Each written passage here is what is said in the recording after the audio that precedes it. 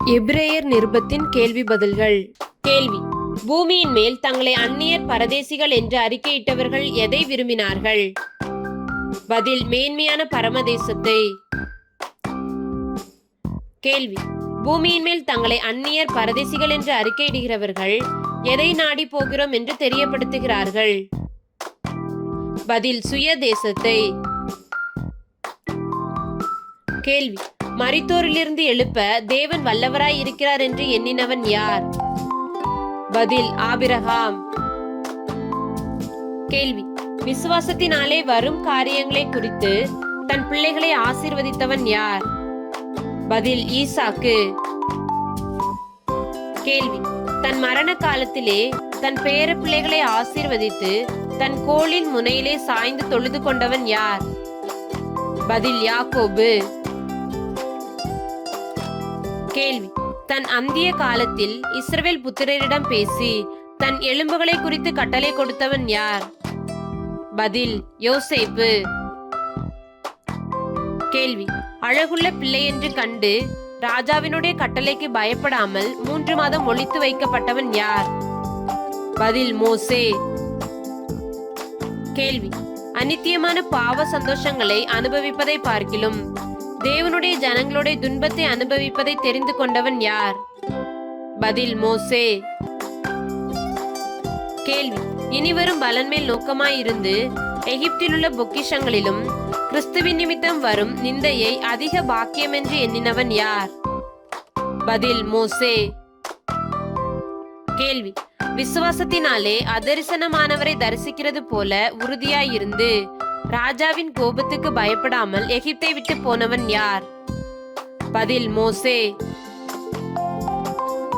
கேள்வி: விசுவாசத்தினாலே மோசே முதற்பேறானவைகளை சங்கரிக்கிறவன் இஸ்ரவேலரை தொடாதபடிக்கு எவைகளை ஆசரித்தான்? பதில்: பஸ்காவையும் இரத்தம் பூசுதலாகிய நியமத்தையும் ஆசரித்தான். கேள்வி: சிவந்த சமுத்திரத்தை உலர்ந்த தரையை கடந்து போவது போல கடக்க துணிந்து அமிழ்ந்து போனவர்கள் யார்? பதில்: எகிப்தியர். கேள்வி: விசுவாசத்தினாலே எந்த பட்டணத்தின் மதில்கள் 7 நாள் சுற்றி வரப்பட்டு விழுந்தது? பதில்: எரிகோ. கேள்வி: வேவுக்காரரை சமாதானத்தோடு ஏற்றுக்கொண்டு கீழ்ப்படியாதவர்களோட கூட சேதமாகாதிருந்தது யார்? பதில்: ராகாப்.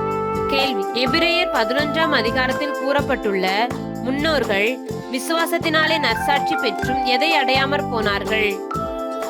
பதில்: வாக்குத்தத்தம் பண்ணப்பட்டதை.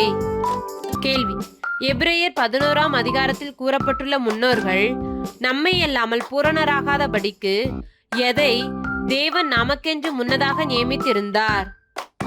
பதில்: விசேஷித்த நன்மையானதொன்றை நியமித்திருந்தார்.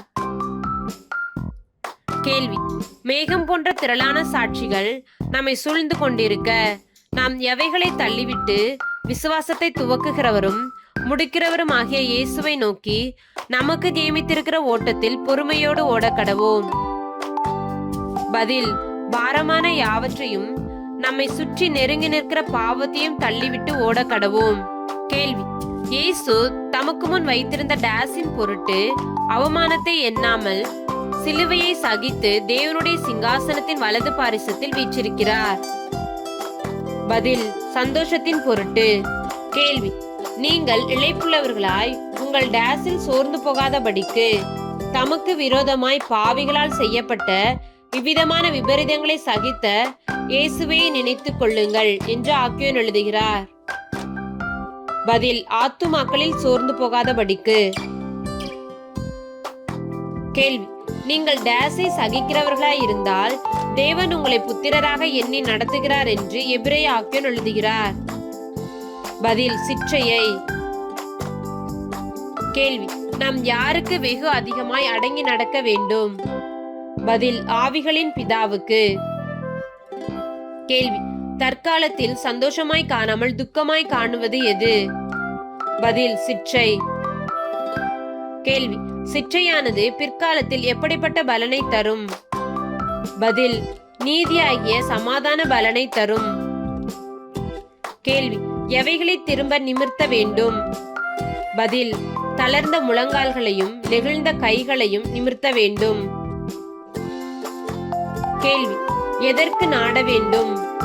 பதில்: யாவரோடும் சமாதானமாய் இருக்கவும் பரிசுத்தமுள்ளவர்களாய் இருக்கவும் நாட வேண்டும்.